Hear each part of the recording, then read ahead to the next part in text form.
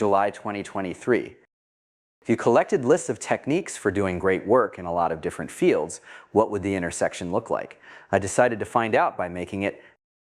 Partly my goal was to create a guide that could be used by someone working in any field, but I was also curious about the shape of the intersection.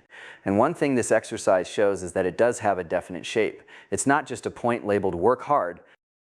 The following recipe assumes you're very ambitious. First step is to decide what to work on.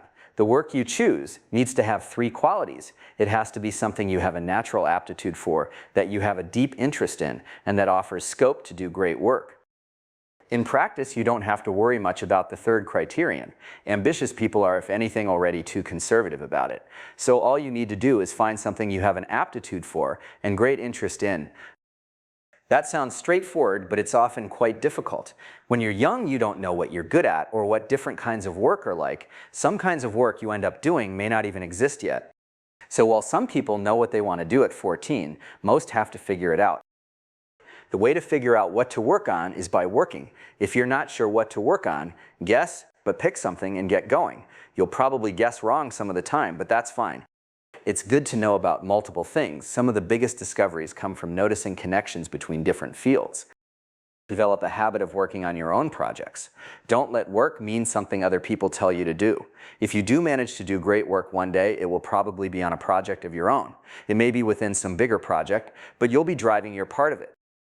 What should your projects be? Whatever seems to you excitingly ambitious. As you grow older and your taste in projects evolves, exciting and important will converge. At 7, it may seem excitingly ambitious to build huge things out of Lego. Then at 14 to teach yourself calculus, till at 21 you're starting to explore unanswered questions in physics, but always preserve excitingness. There's a kind of excited curiosity that's both the engine and the rudder of great work. It will not only drive you, but if you let it have its way, will also show you what to work on. What are you excessively curious about? Curious to a degree that would bore most other people. That's what you're looking for. Once you've found something you're excessively interested in, the next step is to learn enough about it to get you to one of the frontiers of knowledge. Knowledge expands fractally, and from a distance its edges look smooth. But once you learn enough to get close to one, they turn out to be full of gaps. The next step is to notice them. This takes some skill because your brain wants to ignore such gaps in order to make a simpler model of the world. Many discoveries have come from asking questions about things that everyone else took for granted. If the answers seem strange, so much the better. Great work often has a tincture of strangeness. You see this from painting to math. It would be affected to try to manufacture it. But if it appears, embrace it. Boldly chase outlier ideas, even if other people aren't interested in them. In fact, especially if they aren't.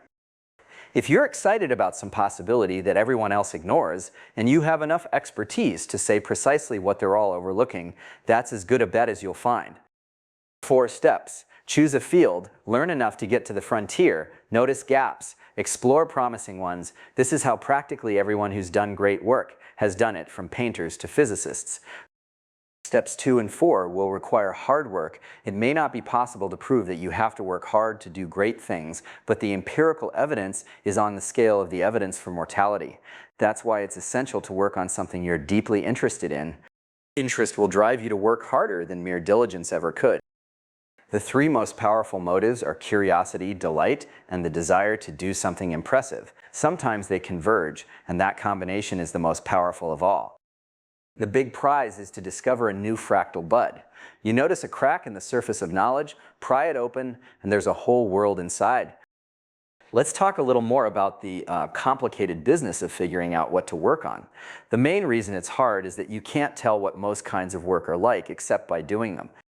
Which means the 4 steps overlap. You may have to work at something for years before you know how much you like it or how good you are at it. And in the meantime, you're not doing, and thus not learning about, most other kinds of work.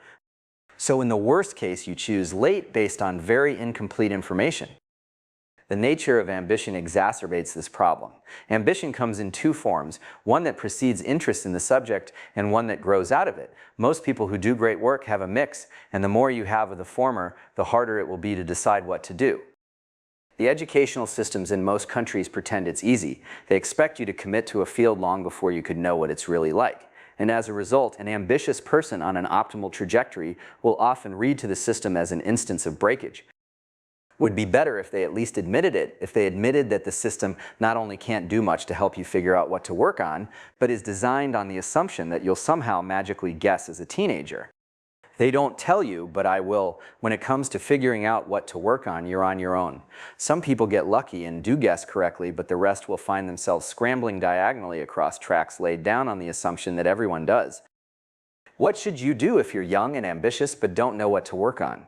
What you should not do is drift along passively, assuming the problem will solve itself. You need to take action. But there is no systematic procedure you can follow. When you read biographies of people who've done great work, it's remarkable how much luck is involved. They discover what to work on as a result of a chance meeting or by reading a book they happen to pick up. So you need to make yourself a big target for luck. And the way to do that is to be curious. Try lots of things, meet lots of people, read lots of books, ask lots of questions. When in doubt, optimize for interestingness. Fields change as you learn more about them. What mathematicians do, for example, is very different from what you do in high school math classes. So you need to give different types of work a chance to show you what they're like. But a field should become increasingly interesting as you learn more about it. If it doesn't, it's probably not for you. Don't worry if you find you're interested in different things than other people. The stranger your tastes and interestingness, the better. Strange tastes are often strong ones, and a strong taste for work means you'll be productive. And you're more likely to find new things if you're looking where few have looked before. One sign that you're suited for some kind of work is when you like even the parts that other people find tedious or frightening. But fields aren't people, you don't owe them any loyalty. If in the course of working on one thing you discover another that's more exciting, don't be afraid to switch. If you're making something for people, make sure it's something they actually want. The best way to do this is to make something you yourself want. Write the story you want to read, build the tool you want to use. Since your friends probably have similar interests, this will also get you your initial audience. This should follow from the excitingness rule. Obviously, the most exciting story to write will be the one you want to read. The reason I mention this case explicitly is that so many people get it wrong. And instead of making what they want, they try to make what some imaginary, more sophisticated audience wants. And once you go down that route, you're lost. There are a lot of forces that will lead you astray when you're trying to figure out what to work on. Pretentiousness, fashion, fear, money, politics, other people's wishes, eminent frauds. But if you stick to what you find genuinely interesting, you'll be proof against all of them. If you're interested, you're not astray. Following your interest may sound like a rather passive strategy, but in practice, it usually means following them past all sorts of obstacles. You usually have to risk rejection and failure, so it does take a good deal of boldness. But while you need boldness, you don't usually need much planning. In most cases, the recipe for doing great work is simply work hard on excitingly ambitious projects, and something good will come of it. Instead of making a plan and then executing it, you just try to preserve certain invariants. The trouble with planning is that it only works for achievements you can describe in advance. You can win a gold medal or get rich by deciding to as a child and then tenaciously pursuing that goal, but you can't discover natural selection that way. I think for most people who want to do great work, the right strategy is not to plan too much. At each stage, do whatever seems most interesting and gives you the best options for the future. I call this approach staying upwind. This is how most people who've done great work seem to have done it. Even when you found something exciting to work on, working on it is not always straightforward. There will be times when some new idea makes you leap out of bed in the morning and get straight to work, but there will also be plenty of times when things aren't like that. You don't just put out your sail and get blown forward by inspiration. There are headwinds and currents and hidden shoals, so there's a technique to working just as there is to sailing.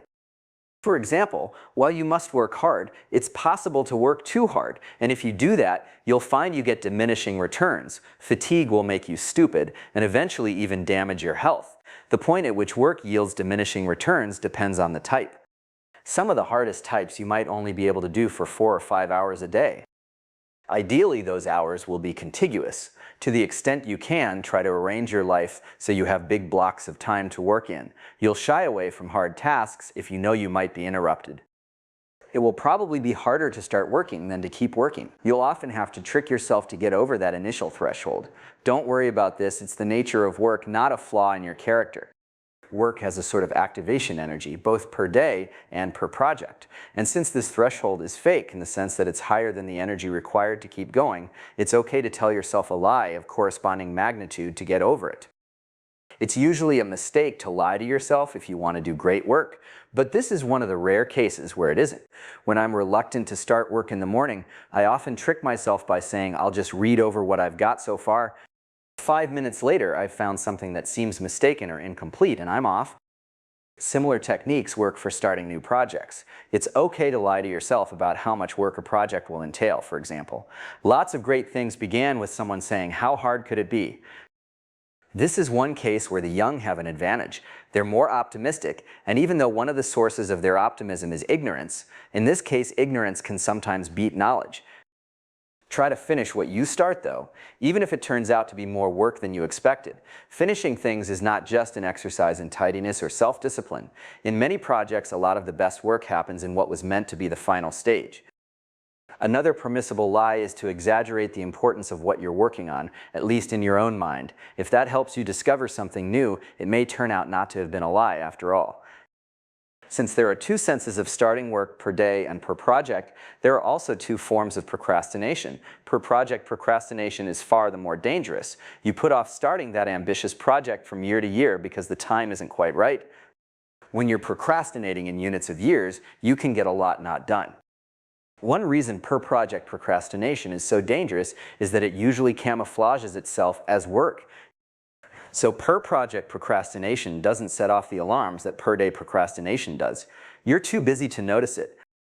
The way to beat it is to stop occasionally and ask yourself, am I working on what I most want to work on? When you're young, it's okay if the answer is sometimes no, but this gets increasingly dangerous as you get older.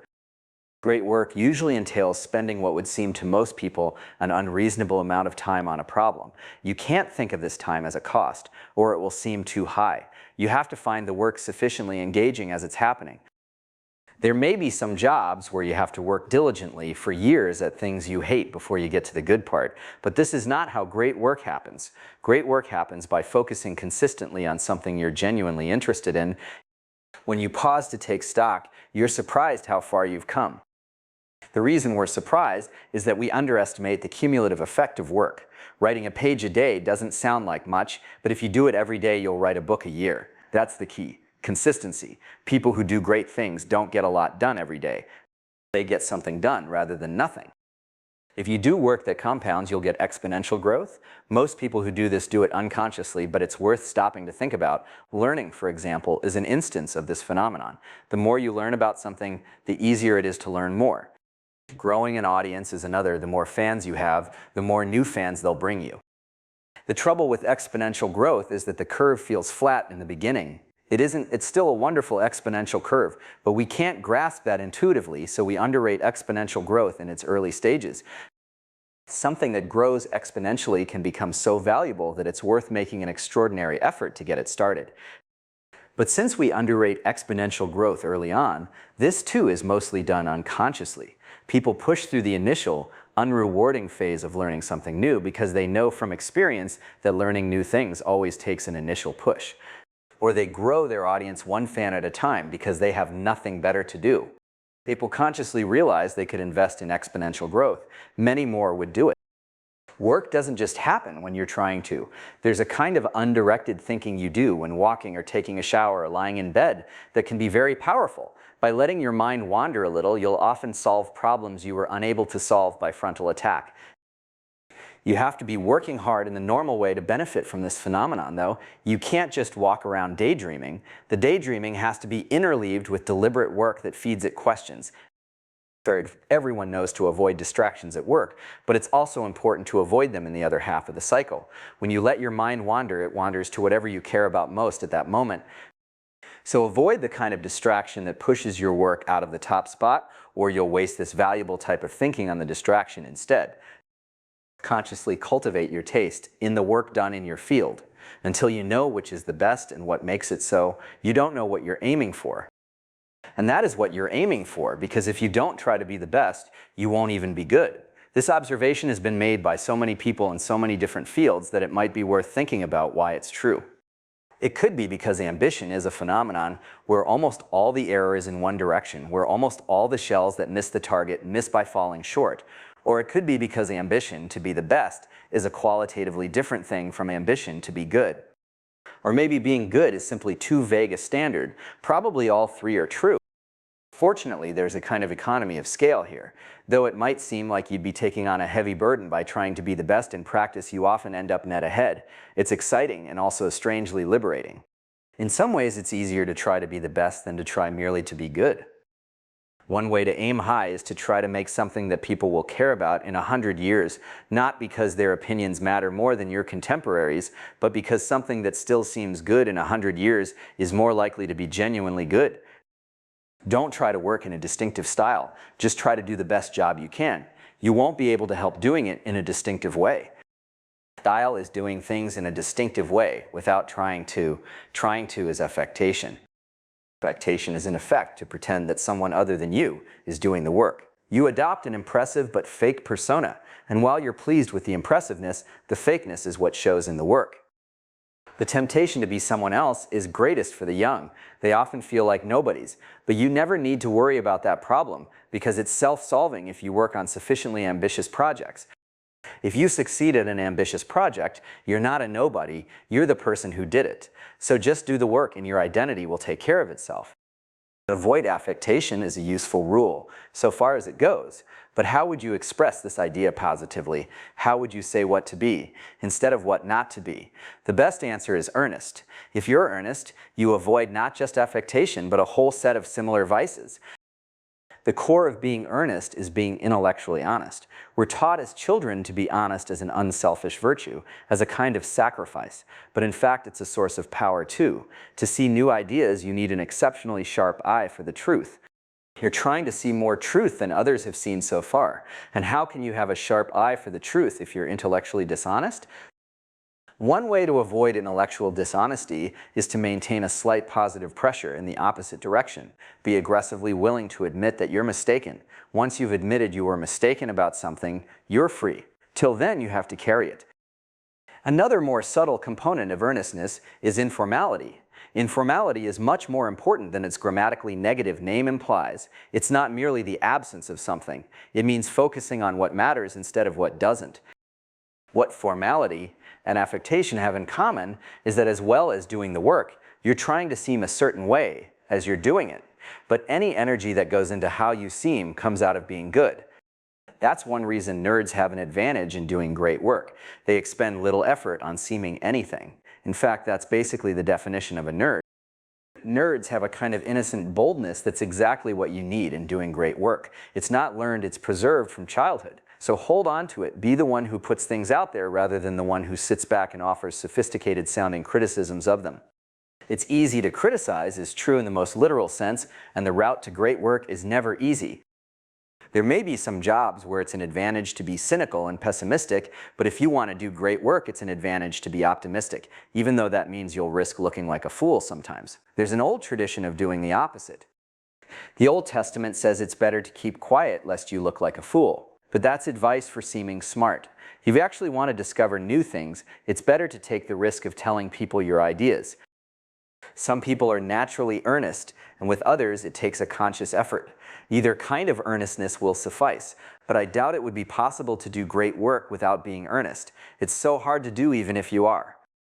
You don't have enough margin for error to accommodate the distortions introduced by being affected, intellectually dishonest, orthodox, fashionable, or cool. Great work is consistent not only with who did it, but with itself. It's usually all of a piece, so if you face a decision in the middle of working on something, ask which choice is more consistent. You may have to throw things away and redo them. You won't necessarily have to, but you have to be willing to. And that can take some effort. When there's something you need to redo, status quo bias and laziness will combine to keep you in denial about it. To beat this, ask, if I'd already made the change, would I want to revert to what I have now? Have the confidence to cut. Don't keep something that doesn't fit just because you're proud of it or because it cost you a lot of effort. Indeed, in some kinds of work, it's good to strip whatever you're doing to its essence. The result will be more concentrated, you'll understand it better, and you won't be able to lie to yourself about whether there's anything real there. Mathematical elegance may sound like a mere metaphor, drawn from the arts, That's what I thought when I first heard the term elegant applied to a proof, but now I suspect it's conceptually prior that the main ingredient in artistic elegance is mathematical elegance. At any rate, it's a useful standard well beyond math. Elegance can be a long-term bet though. Laborious solutions will often have more prestige in the short term. They cost a lot of effort and they're hard to understand, both of which impress people, at least temporarily. Whereas some of the very best work will seem like it took comparatively little effort because it was in a sense already there. It didn't have to be built. When you're doing work that could be seen as either creation or discovery, err on the side of discovery. Try thinking of yourself as a mere conduit through which the ideas take their natural shape. Strangely enough, one exception is the problem of choosing a problem to work on. This is usually seen as search, but in the best case, it's more like creating something. In the best case, you create the field in the process of exploring it. Similarly, if you're trying to build a powerful tool, make it gratuitously unrestrictive. A powerful tool, almost by definition, will be used in ways you didn't expect, so err on the side of eliminating restrictions, even if you don't know what the benefit will be. Great work will often be tool-like in the sense of being something others build on. So it's a good sign if you're creating ideas that others could use or exposing questions that others could answer. The best ideas have implications in many different areas. If you express your ideas in the most general form, they'll be truer than you intended. True by itself is not enough, of course.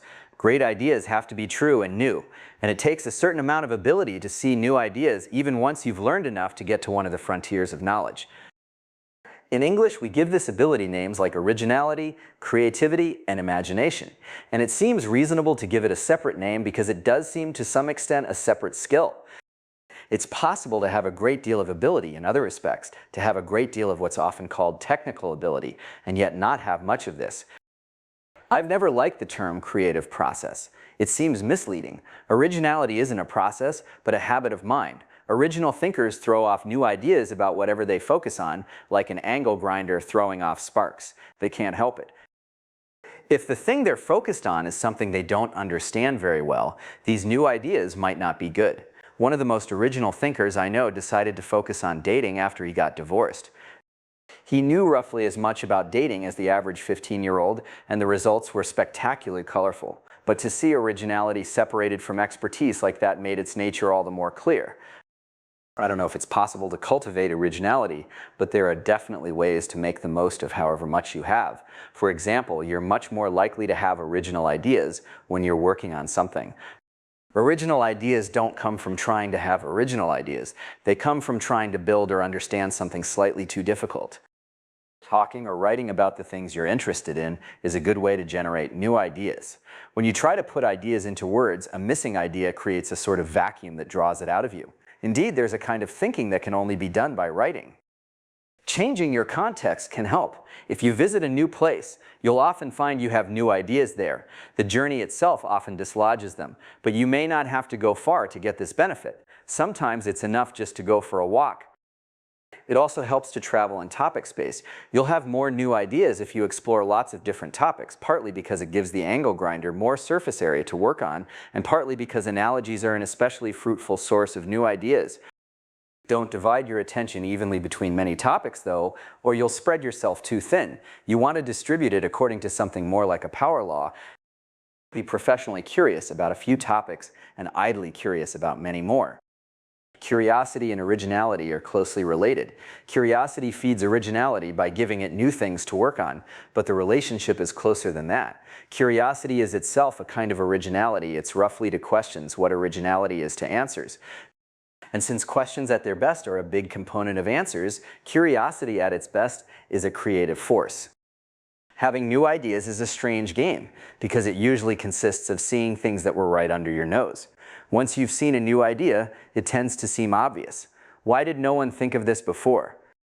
When an idea seems simultaneously novel and obvious, it's probably a good one. Seeing something obvious sounds easy, and yet empirically having new ideas is hard. What's the source of this apparent contradiction? It's that seeing the new idea usually requires you to change the way you look at the world. We see the world through models that both help and constrain us. When you fix a broken model, new ideas become obvious, but noticing and fixing a broken model is hard. That's how new ideas can be both obvious and yet hard to discover. They're easy to see after you do something hard. One way to discover broken models is to be stricter than other people. Broken models of the world leave a trail of clues where they bash against reality. Most people don't want to see these clues. It would be an understatement to say that they're attached to their current model. It's what they think in, so they'll tend to ignore the trail of clues left by its breakage, however conspicuous it may seem in retrospect. To find new ideas, you have to seize on signs of breakage instead of looking away. That's what Einstein did. He was able to see the wild implications of Maxwell's equations, not so much because he was looking for new ideas. The other thing you need is a willingness to break rules. Paradoxical as it sounds, if you want to fix your model of the world, it helps to be the sort of person who's comfortable breaking rules. From the point of view of the old model, which everyone including you initially shares, the new model usually breaks at least implicit rules. Few understand the degree of rule breaking required, because new ideas seem much more conservative once they succeed. They seem perfectly reasonable once you're using the new model of the world. But they didn't at the time. It took the greater part of a century for the heliocentric model to be generally accepted, even among astronomers, because it felt so wrong. Indeed, if you think about it, a good new idea has to seem bad to most people, or someone would have already explored it. So what you're looking for is ideas that seem crazy, but the right kind of crazy. How do you recognize these? You can't with certainty. Often ideas that seem bad are bad, but ideas that are the right kind of crazy tend to be exciting. They're rich in implications, whereas ideas that are merely bad tend to be depressing. There are two ways to be comfortable breaking rules: to enjoy breaking them and to be indifferent to them. I call these two cases being aggressively and passively independent-minded. The aggressively independent-minded are the naughty ones. Rules don't merely fail to stop them. Breaking rules gives them additional energy. For this sort of person, delight at the sheer audacity of a project sometimes supplies enough activation energy to get it started. The other way to break rules is not to care about them, or perhaps even to know they exist. This is why novices and outsiders often make new discoveries. Their ignorance of a field's assumptions acts as a source of temporary passive independent-mindedness. Aspies also seem to have a kind of immunity to conventional beliefs. Several I know say that this helps them to have new ideas. Strictness plus rule-breaking sounds like a strange combination.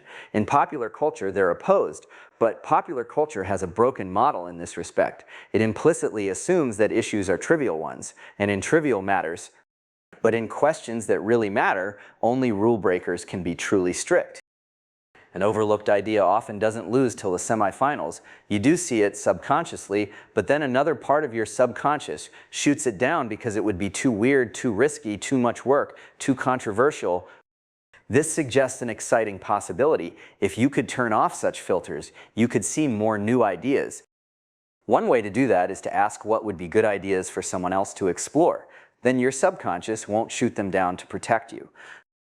You could also discover overlooked ideas by working in the other direction, by starting from what's obscuring them. Every cherished but mistaken principle is surrounded by a dead zone of valuable ideas that are unexplored because they contradict it.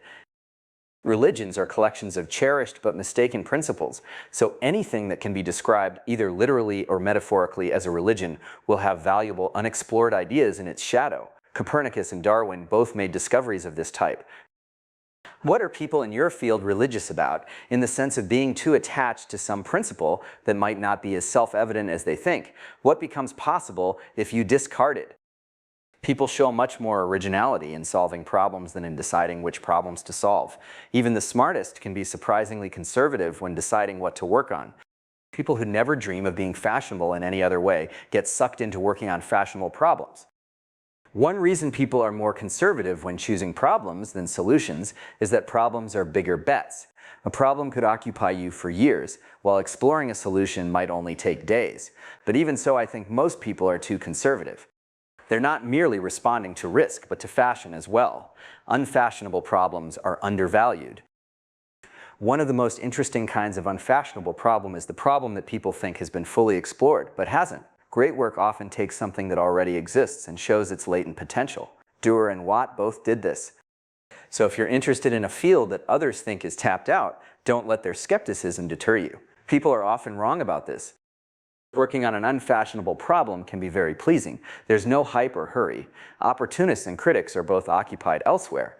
The existing work often has an old-school solidity, and there's a satisfying sense of economy in cultivating ideas that would otherwise be wasted.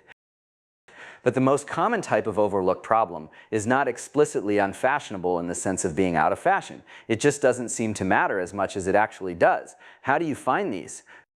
By being self-indulgent, by letting your curiosity have its way, and tuning out, at least temporarily, the little voice in your head that says you should only be working on important problems.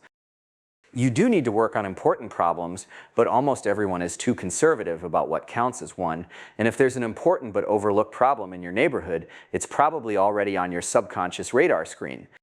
So try asking yourself, if you were going to take a break from serious work to work on something just because it would be really interesting, what would you do? The answer is probably more important than it seems. Originality in choosing problems seems to matter even more than originality in solving them. That's what distinguishes the people who discover whole new fields. So what might seem to be merely the initial step, deciding what to work on, is in a sense the key to the whole game. If you grasp this, one of the biggest misconceptions about new ideas is about the ratio of question to answer in their composition. People think big ideas are answers, but often the real insight was in the question. Part of the reason we underrate questions is the way they're used in schools. In schools, they tend to exist only briefly before being answered, like unstable particles. But a really good question can be much more than that. A really good question is a partial discovery. How do new species arise? Is the force that makes objects fall to Earth the same as the one that keeps planets in their orbits? By even asking such questions, you are already in excitingly novel territory. Unanswered questions can be uncomfortable things to carry around with you, but the more you're carrying, the greater the chance of noticing a solution, or perhaps even more excitingly, noticing that two unanswered questions are the same. Sometimes you carry a question for a long time. Great work often comes from returning to a question you first noticed years before, in your childhood, even and couldn't stop thinking about. People talk a lot about the importance of keeping your youthful dreams alive, but it's just as important to keep your youthful questions alive. This is one of the places where actual expertise differs most from the popular picture of it. In the popular picture, experts are certain. But actually, the more puzzled you are, the better, so long as A, the things you're puzzled about matter, and B, no one else understands them either. Think about what's happening at the moment just before a new idea is discovered. Often, someone with sufficient expertise is puzzled about something, which means that originality consists partly of puzzlement, of confusion. You have to be comfortable enough with the world being full of puzzles that you're willing to see them, but not so comfortable that you don't want to solve them. It's a great thing to be rich in unanswered questions. And this is one of those situations where the rich get richer, because the best way to acquire new questions is to try answering existing ones. Questions don't just lead to answers, but also to more questions. The best questions grow in the answering. You notice a thread protruding from the current paradigm and try pulling on it, and it just gets longer and longer, so don't require a question to be obviously big before you try answering it. You can rarely predict that. It's hard enough even to notice the thread, let alone to predict how much will unravel if you pull on it. It's better to be promiscuously curious, to pull a little bit on a lot of threads, and see what happens. Big things start small. The initial versions of big things were often just experiments or side projects or talks, which then grew into something bigger. So start lots of small things. Being prolific is underrated. The more different things you try, the greater the chance of discovering something new. Understand, though, that trying lots of things will mean trying lots of things that don't work. You can't have a lot of good ideas without also having a lot of bad ones.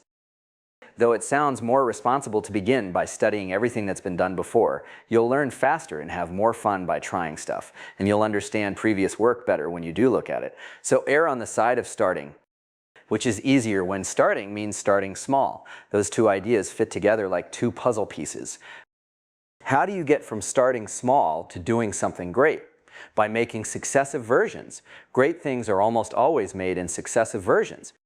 You start with something small and evolve it, and the final version is both clever and more ambitious than anything you could have planned. It's particularly useful to make successive versions when you're making something for people, to get an initial version in front of them quickly and then evolve it based on their response. Begin by trying the simplest thing that could possibly work. Surprisingly often, it does. If it doesn't, this will at least get you started. Don't try to cram too much new stuff into any one version. There are names for doing this, with the first version taking too long to ship, and the second system effect, but these are both merely instances of a more general principle. An early version of a new project will sometimes be dismissed as a toy. It's a good sign when people do this. That means it has everything a new idea needs except scale, and that tends to follow. The alternative to starting with something small and evolving it is to plan in advance what you're going to do, and planning does usually seem the more responsible choice. It sounds more organized to say we're going to do X and then Y and then Z than we're going to try X and see what happens, and it is more organized, it just doesn't work as well. Planning per se isn't good, it's sometimes necessary, but it's a necessary evil, a response to unforgiving conditions. It's something you have to do because you're working with inflexible media, or because you need to coordinate the efforts of a lot of people. If you keep projects small and use flexible media, you don't have to plan as much, and your designs can evolve instead. Take as much risk as you can afford. In an efficient market, risk is proportionate to reward, so don't look for certainty, but for a bet with high expected value. If you're not failing occasionally, you're probably being too conservative. Though conservatism is usually associated with the old, it's the young who tend to make this mistake. Inexperience makes them fear risk, but it's when you're young that you can afford the most. Even a project that fails can be valuable. In the process of working on it, you'll have crossed territory few others have seen and encountered questions few others have asked. And there's probably no better source of questions than the ones you encounter in trying to do something slightly too hard. Use the advantages of youth when you have them, and the advantages of age once you have those. The advantages of youth are energy, time, optimism, and freedom. The advantages of age are knowledge, efficiency, money, and power. With effort, you can acquire some of the latter when young and keep some of the former when old. The old also have the advantage of knowing which advantages they have. The young often have them without realizing it. The biggest is probably time. The young have no idea how rich they are in time. The best way to turn this time to advantage is to use it in slightly frivolous ways, to learn about something you don't need to know about just out of curiosity, or to try building something just because it would be cool, or to become freakishly good at something. That slightly is an important qualification. Spend time lavishly when you're young, but don't simply waste it. There's a big difference between doing something you worry might be a waste of time and doing something you know for sure will be. The former is at least a bet, and possibly a better one than you think. The most subtle advantage of youth, or more precisely of inexperience, is that you're seeing everything with fresh eyes. When your brain embraces an idea for the first time, sometimes the two don't fit together perfectly. Usually the problem is with your brain, but occasionally it's with the idea. A piece of it sticks out awkwardly and jabs you when you think about it. People who are used to the idea have learned to ignore it, but you have the opportunity not to. So when you're learning about something for the first time, pay attention to things that seem wrong or missing. You'll be tempted to ignore them since there's a 99% chance the problem is with you, and you may have to set aside your misgivings temporarily to keep progressing. But don't forget about them. When you've gotten further into the subject, come back and check if they're still there. If they're still viable in the light of your present knowledge, they probably represent an undiscovered idea. One of the most valuable kinds of knowledge you get from experience is to know what you don't have to worry about. The young know all the things that could matter, but not their relative importance. So they worry equally about everything when they should worry much more about a few things and hardly at all about the rest. But what you don't know is only half the problem with inexperience. The other half is what you do know that ain't so. You arrive at adulthood with your head full of nonsense, bad habits you've acquired, and false things you've been taught, and you won't be able to do great work till you clear away at least the nonsense in the way of whatever type of work you want to do. Much of the nonsense left in your head is left there by schools. We're so used to schools that we unconsciously treat going to school as identical with learning. But in fact, schools have all sorts of strange qualities that warp our ideas about learning and thinking. For example, schools induce passivity. Since you were a small child, there was an authority at the front of the class telling all of you what you had to learn and then measuring whether you did. But neither classes nor tests are intrinsic to learning. They're just artifacts of the way schools are usually designed. The sooner you overcome this passivity, the better. If you're still in school, try thinking of your education as your project and your teachers as working for you rather than vice versa. That may seem a stretch, but it's not merely some weird thought experiment. It's the truth economically, and in the best case, it's the truth intellectually as well. The best teachers don't want to be your bosses. They'd prefer it if you pushed ahead, using them as a source of advice rather than being pulled by them through the material. Schools also give you a misleading impression of what work is like. In school, they tell you what the problems are, and they're almost always soluble, using no more than you've been taught so far. In real life, you have to figure out what the problems are, and you often don't know if they're soluble at all. But perhaps the worst thing schools do to you is train you to win by hacking the test. You can't do great work by doing that. You can't trick God. So stop looking for that kind of shortcut.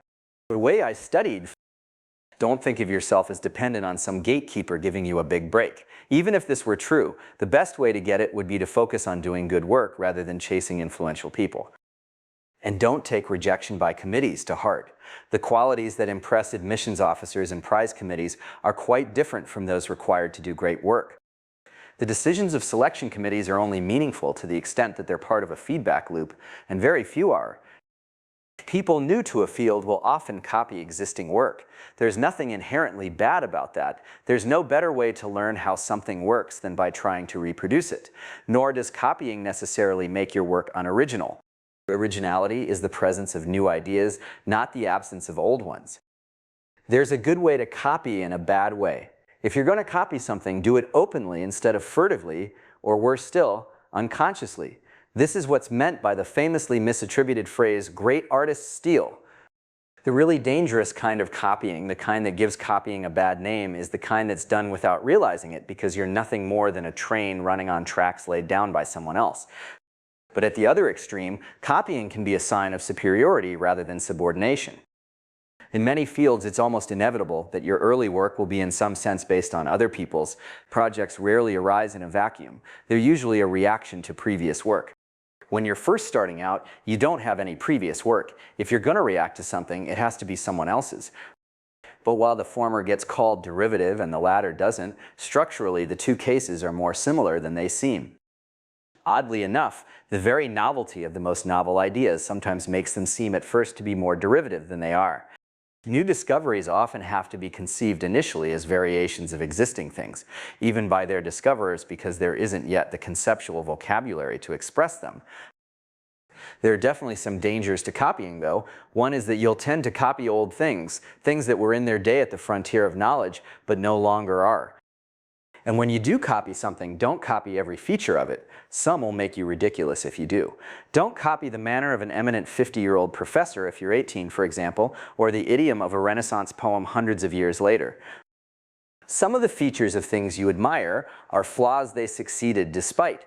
Indeed, the features that are easiest to imitate are the most likely to be the flaws. This is particularly true for behavior. Some talented people are jerks, and this sometimes makes it seem to the inexperienced that being a jerk is part of being talented. It isn't. Being talented is merely how they get away with it. One of the most powerful kinds of copying is to copy something from one field into another. History is so full of chance discoveries of this type that it's probably worth giving chance a hand by deliberately learning about other kinds of work.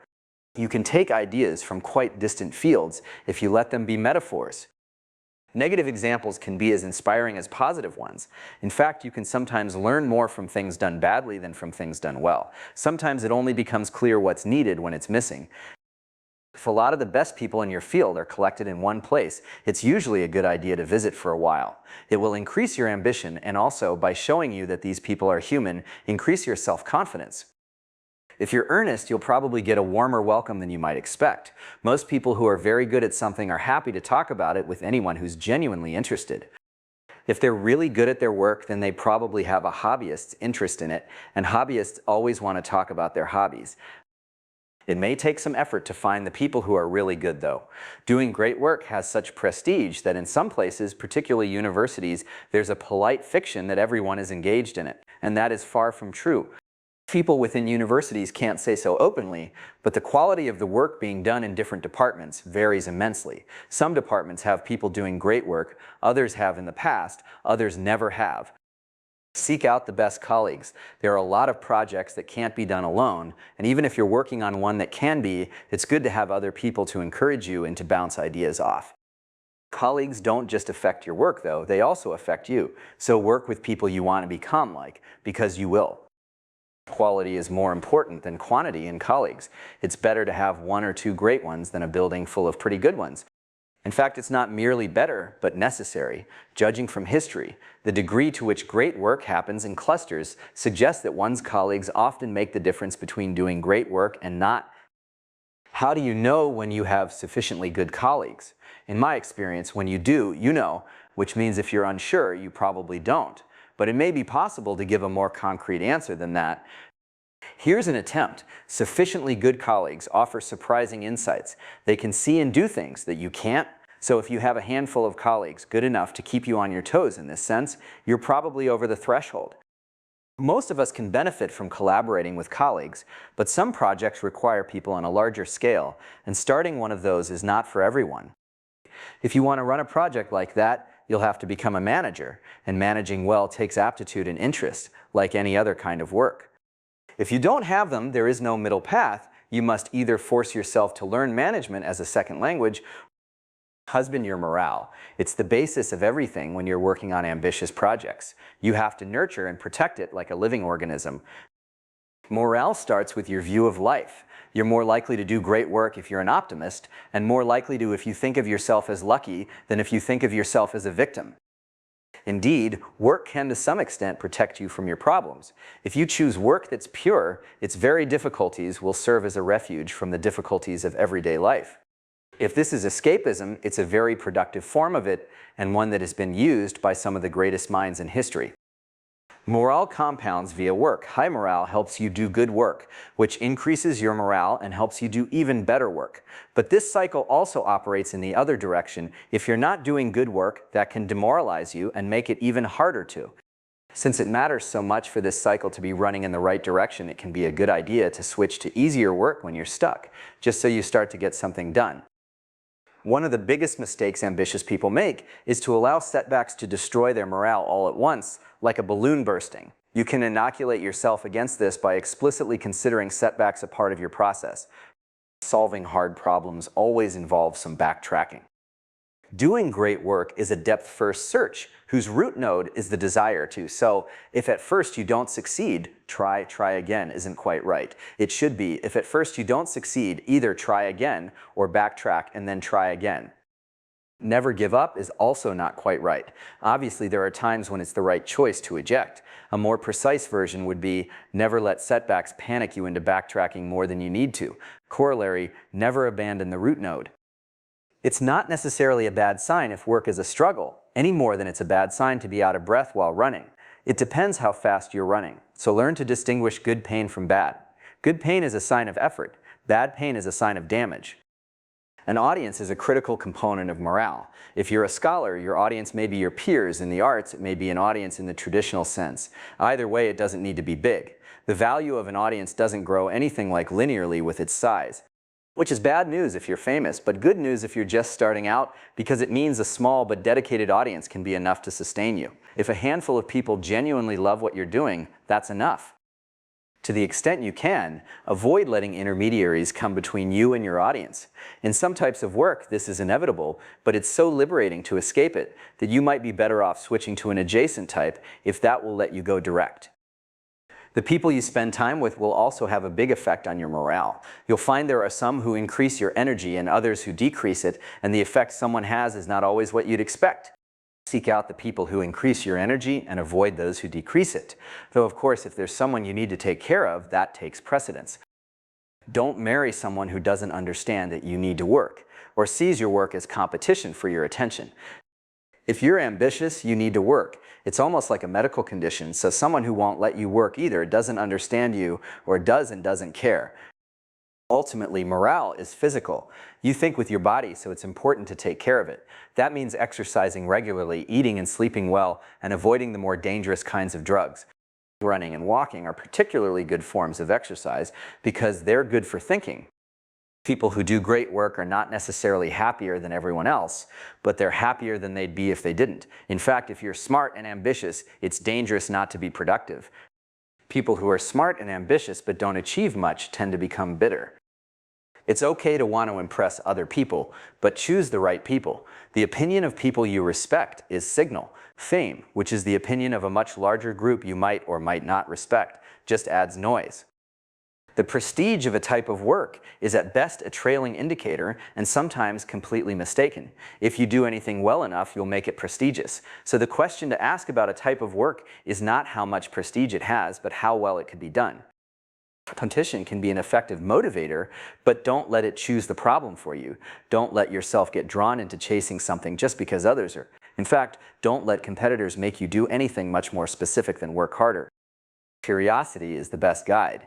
Your curiosity never lies, and it knows more than you do about what's worth paying attention to. Notice how often that word has come up. If you asked an oracle the secret to doing great work, and the oracle replied with a single word, my bet would be on curiosity. That doesn't translate directly to advice. It's not enough just to be curious, and you can't command curiosity anyway. But you can nurture it and let it drive you. Curiosity is the key to all 4 steps in doing great work. It will choose the field for you, get you to the frontier, cause you to notice the gaps in it, and drive you to explore them. The whole process is a kind of dance with curiosity. Believe it or not, I tried to make this essay as short as I could, but its length at least means it acts as a filter. If you made it this far, you must be interested in doing great work.